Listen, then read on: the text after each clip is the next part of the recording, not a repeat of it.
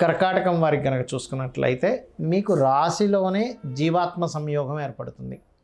మరి రాశిలో జీవాత్మ సంయోగం ఏర్పడితే ఏమిటి అంటే ఇక్కడ ప్రధానంగా ఇది కొంచెం ముందుగా జరగబోయే అంశాలను ఇంట్యూషన్ అంటూ ఉంటారు, అలాంటి వాటిని కలిగింపజేస్తుంది.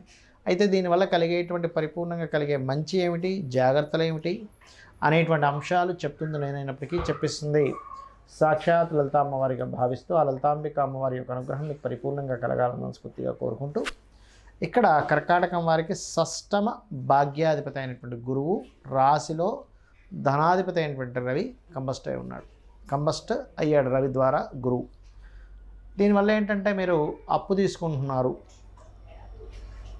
అందులో ముఖ్యంగా గురువారం నాడు అప్పులు, అది కూడా బ్యాంకు నుంచి తీసుకునేటువంటి అప్పుల విషయంలో, లోన్స్ విషయంలో, క్రెడిట్ కార్డ్స్ విషయంలో కాస్త జాగ్రత్తగా ఉండాలి. అంటే వాటి మూలంగా ఆ యొక్క స్ట్రెస్ మీ మీద పడనుంది, ఎందుకంటే రాశిలో ఉన్నందుకు.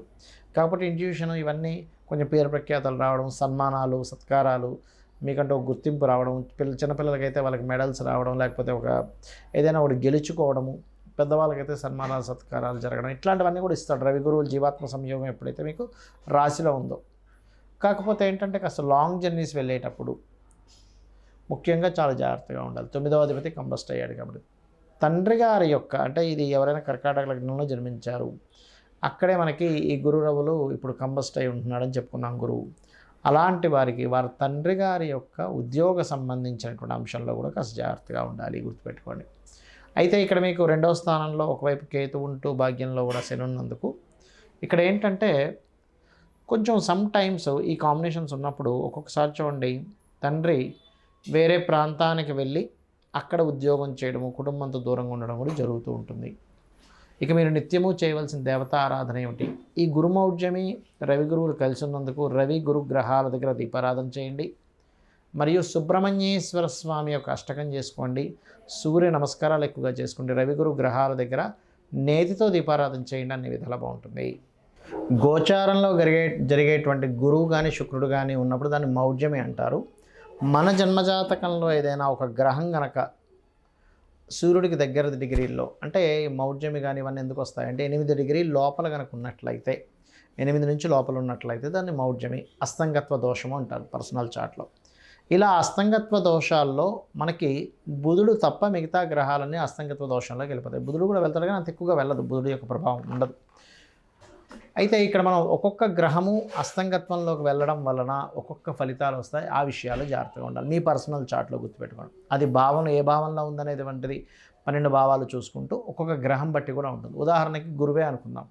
మీ జన్మజాతకంలో గురువు ఏ ఆధిపత్యం వహించాడో, గురువు కనుక ఒకవేళ అస్తంగత్వ దోషం ఏర్పడితే ఏమవుతుంది అంటే, మీరు ఏదైనా స్కూల్స్ కాలేజ్ నిర్వహణ చేసేటప్పుడు కొన్నిసార్లు ఒక్కోసారి చూడండి మనం బంగారం కొంటూ ఉంటాం. గురువు అస్తంగత్వ దోషంలో మీ జన్మజాతకంలో ఉన్నట్లయితే గోల్డ్ మీద ఇన్వెస్ట్మెంట్ చేయడం అంత శ్రేయస్కరం కాదు. పర్లేదండి రవి బాగున్నాడు అన్నప్పుడు కొంతవరకు 50-50గా ఉంటుంది. రవి కూడా పాడైపోయి గురువు కూడా పాడైతే గోల్డ్ మీద ఇన్వెస్ట్మెంట్స్ అనేవి చేయకూడదు, అస్తంగత్వ దోషంలో ఉన్న గురువు లేదా పాపకత్తిలో ఉన్న. అదేవిధంగా కొన్నిసార్లు అమావాస్య యోగంలో పుడుతూ ఉంటారు కదా, అంటే అప్పుడు చంద్రుడు చాలా క్లోజ్ డిగ్రీల్లో సూర్యుడి దగ్గరికి వచ్చేసాడు, చంద్రుడేమో క్షేణ చంద్రుడే. అలాంటప్పుడు ఏంటంటే మీరు అమావాస్య నాడు పితృదేవతా సంబంధించిన కార్యక్రమాలు చేయడము, మరియు అదేవిధంగా మరొక విషయం ఏంటంటే ఇక్కడ వీటితో పాటు మానసిక సంబంధంగా, అంటే కొంచెం మనసు మీద ఎక్కువ తీసుకుంటూ ఎక్కువ ఎమోషన్స్ అవ్వకూడదు అనేటువంటిది దాని అర్థం అనమాట. అదేవిధంగా కొంతమందికి కుజుడు చాలా క్లోజ్ కంజంక్షన్లో రవితో కనెక్ట్ అవుతాడు. అలాంటప్పుడు ఏమవుతుందంటే వీళ్ళకి సర్వసాధారణంగా తండ్రి కొంచెం అగ్రెసివ్గా ఉండడం, అదేవిధంగా మీకు ఆ పోర్ట్ఫోలియోస్ ఏమొచ్చే దాన్ని బట్టి ఉంటుంది. కాకపోతే ఇక్కడ ఏంటంటే ఏదైనా ఖాళీ ల్యాండ్లు, అందులో ముఖ్యంగా గవర్నమెంట్ ల్యాండ్స్ తీసుకుంటూ ఉంటాం యాక్షన్స్లో, ఆక్షన్ జరిగినప్పుడు. కాబట్టి ఆ ఆక్షన్లో తీసుకునేటువంటి ప్రభుత్వ సంబంధించిన ల్యాండ్స్ తీసుకునేటప్పుడు 1కి 4 సార్లు మళ్ళీ చూసుకొని తీసుకోవాలి, అందులో ఏదైనా దోషం ఉందా ఏంటి అనేటువంటిది.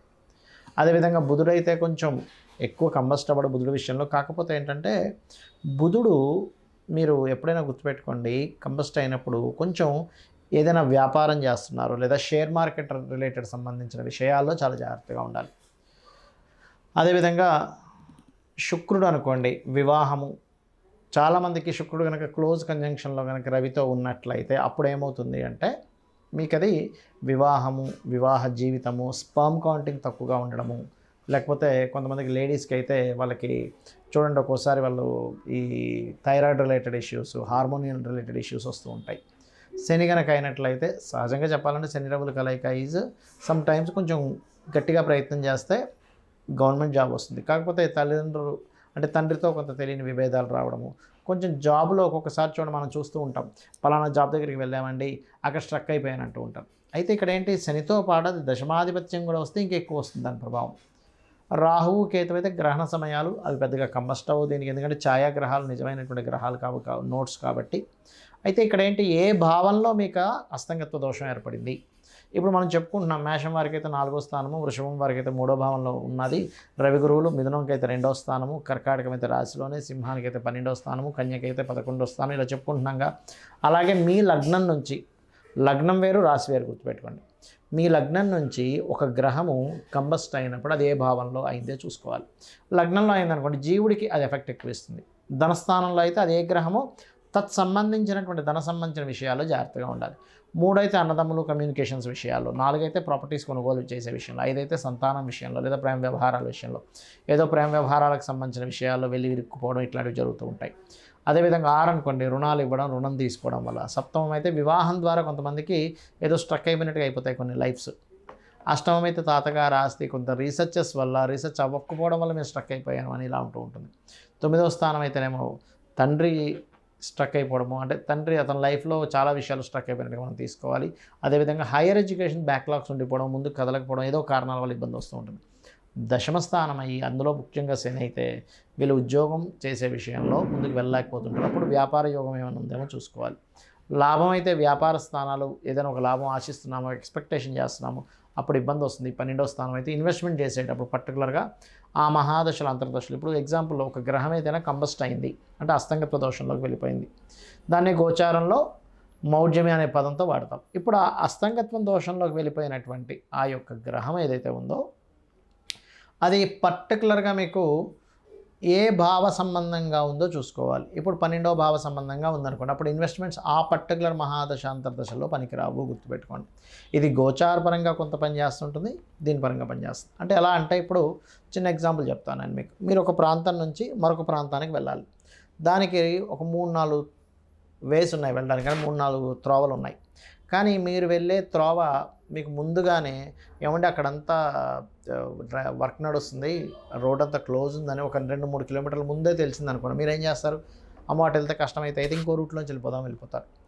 ఎలాగైతే మీరు వెళ్ళేటువంటి జర్నీలో ఒక కార్లోనో బైక్ మీద వెళ్ళేటప్పుడు ముందుగా తెలిసి అంత దూరం వెళ్ళి అయ్యో బ్లాకేజ్ ఉందా అని వెనక్కి వచ్చి మళ్ళీ ఇంకో రూట్లో వెళ్ళడానికి ఎలా అయితే మీకు పెట్రోలు, మనీ, శ్రమ సేవ్ అవుతాయి, ఇది ముందుగా తెలుస్తాయి. అలాగే జ్యోతిష్ శాస్త్రంలో కూడా మీకు పలానా మహాదశ అంతర్దశ వస్తుంది, ఇది ఇక్కడ కంబస్ట్ అయ్యి ఉంది, లేకపోతే ఈ గ్రహం ఇలా ఉంది, కాబట్టి మీరు ఈ విషయంలో జాగ్రత్త తీసుకోండి, ఖచ్చితంగా బాగుంటుందని చెప్పేదే జ్యోతిష్ శాస్త్రం.